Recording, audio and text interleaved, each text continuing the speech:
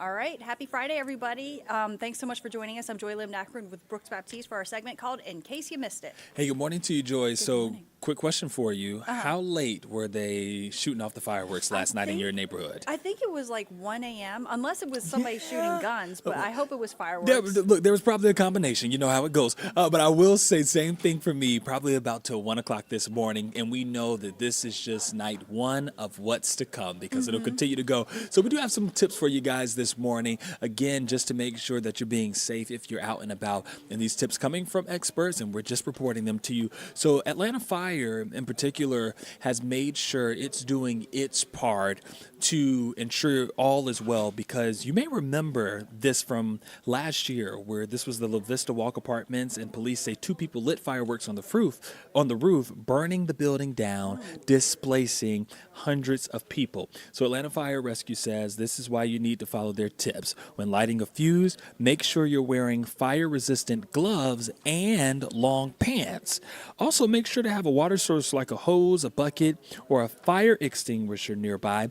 And then we are told by Atlanta Fire as well that you want to stay at least 100 feet away from all buildings. And after those fireworks go off, make sure you're also disposing of them properly, because really this could be the difference between life and death. Make sure you have a metal disposal container that you wet it down, you put it in the metal container when you get done, because sometimes people don't realize there's still embers and all of that stuff on those objects, and to be safe, you want to have it away from non-flammable material and in a safe container. Now, the 2 people that we're told by officials are responsible for the La Vista Walk Apartments fire and now leading to, again, hundreds of people being displaced are going to face charges, or are facing charges, I should say. So this is just one of those reminders for you to be aware of your surroundings and remember that the risks that come with lighting fireworks are heightened as we get into, the summer months and everybody's out and about. And Joy, this is really just one of those reminders, too, because who would think that fireworks would be able to take down such a large building like the La Vista Walk Apartments? We always think you have them in your neighborhood, you might have them and be shooting them off in your backyard, but all it takes is one bad move and then the whole community could be destroyed. That's 100% right. That is so true. It's such a good reminder, and that's why, for me, I'm a big fan of just going to the professional displays. Yeah, because at least they got the right amount of distance between buildings and whatnot. Yeah. But again, for those of you who are determined to do it yourself, it's all good, but just make sure you're doing it safely. Yeah, absolutely. Well, thank you so much, Brooks. Thanks, Joy. And happy 4th. I mean, it's the 5th, but still happy 4th. It's happy 4th through the rest of the weekend. That's exactly especially right. if you're in Georgia, okay? Yes, that's how I feel. Well, thank you so much, Brooks. Thanks, Joy. All right, I want to take a look at one of those fireworks shows, a professional fireworks show last night, and this was in Decatur, a big, massive celebration, and a great time out there for the people involved. But so Independence Day celebrations still underway throughout the weekend, and in Decatur Square, people really packed in just to watch the fireworks show. Atlanta News First Madeline Montgomery has more. A live band and parade around the square were only the starters for Decatur's 4th of July festivities. Today we're just doing the fireworks and 4th of July themed face painting. The Cheney twins made sure everyone had some red, white, and blue on them, while Decatur firefighters stood by in case anyone got overheated. City workers also passed out fans and water. Well, we brought our sunshade, and we've got some fans and stuff, so hopefully it won't be too bad. The heat didn't scare people away from the main attraction. Fireworks and ice cream. And community. Meet our people in our community, our firefighters, our police workers, and just to get to know your neighbors and stuff. Not everyone was a neighbor. We are from Midtown, and we wanted to see some fireworks and hang out outside. It's so beautiful here. But everyone was welcome to enjoy the show. Madeline Montgomery, Atlanta News First.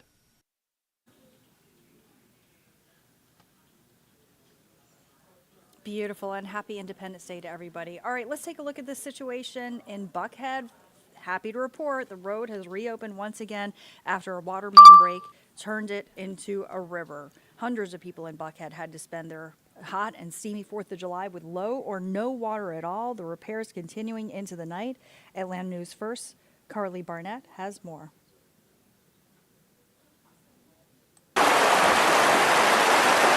Kingsborough Road Northeast in Buckhead, Atlanta was overrun with water Thursday, A whole waterfall. impacting those in the apartments nearby. I was still in the apartment and he gives me a call and he's like, "Can you please check our water? Do we still have it?" Ben Rampola and Jada Oglesby say it hits a little too close to home after 2 major water main breaks a month ago in Midtown and downtown. My office building is downtown and it was closed because of the break, and it's still closed because there's still issues with water pressure a month later. The Department of Watershed Management said they were repairing an 8-inch water main break. Crews digging through the asphalt, trying to resolve the issue as quickly as possible. The whole street was like a whole mudslide with rocks coming from underneath the ground. And the ground is like broken apart, like an earthquake happened. Jasmine Cooper was forced to put her holiday plans on hold while they made repairs right outside her apartment building. I just pray that it just works out and doesn't last for too long. Watershed Management says water service was disrupted for hours to nearby apartment buildings like the Grandview, Amley Flatiron, Amley Lenox, the Villa at Buckhead Heights, and Kingsborough Luxury Apartments. After a little over 4 hours, Watershed Management said water service was finally restored. Yeah, we felt lucky that it didn't work its way all the way up north from like downtown or midtown or anything like that, and now here we are.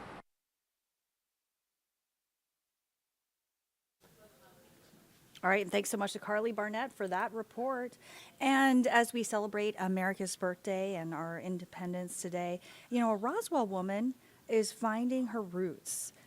Regina Lynch Hudson just traced her family history all the way back to Colonel John Carson, a Revolutionary War soldier. Atlanta News First reporter Bridget Spencer tells us it's making her Independence Day more special than ever. Regina Lynch Hudson, standing in front of the historic Carson House. It's the home of her 5th great-grandfather and patriot of the Revolutionary War, Colonel John Carson. I took a DNA test through the John Carson of Western North Carolina DNA project, and at that time, basically, the DNA test confirmed what we already knew. She's lived in Georgia for more than 20 years, but has roots in North Carolina. Regina is one of the newest members of the Greenlee chapter of the Daughters of the American Revolution. Regina is a person of color, so that is a different type of lineage. I mean, it is a blood lineage. And so for us to be able to prove that, find the documents, is quite a feat. Making her the first woman of color to join the chapter. And she's the first descendant of color related to Colonel Carson to join the organization as a whole. I am profoundly privileged to have been able to join the DAR, particularly at this point in life, and I think at this point in history. People of color are underrepresented in the Revolutionary War in terms of our abilities to track or trace them. The Daughters of the American Revolution aims to keep education, historic preservation, and more importantly, patriotism alive. That message rings especially true on July 4th. It is the beginning of our country as we know it, a celebration of all the people who have worked so hard to make our country the wonderful country it is today. When Regina visited her ancestors' home, she took a look at slave rolls and spotted an artifact she was intrigued by. I was really moved, in particular, by a quilt that an enslaved foremother had created. Her name was Cadella. Finding this out about her lineage made her hungry to learn even more, and she says she's already working on her next project. This is my great-grandfather, George Washington Richard Henry Lee Payne, and my next project is tracing source documents on his great-grandfather, Joshua Payne. Regina hopes her story can inspire others to find out where you came from, because you never know where a bit of research can take you. The importance, the grounding of knowing who you are, where you came from, all parts of where you came from and who you are, not just segments. I am a combination of the oppressed and the oppressor. In Roswell, Bridget Spencer, Atlanta News First. And thank you so much to Bridget Spencer for that report. More on all of these top stories and of course our full First Alert forecast on atlantanewsfirst.com. You can also download our free mobile news app to get updates sent right to your phone. Thanks for joining us.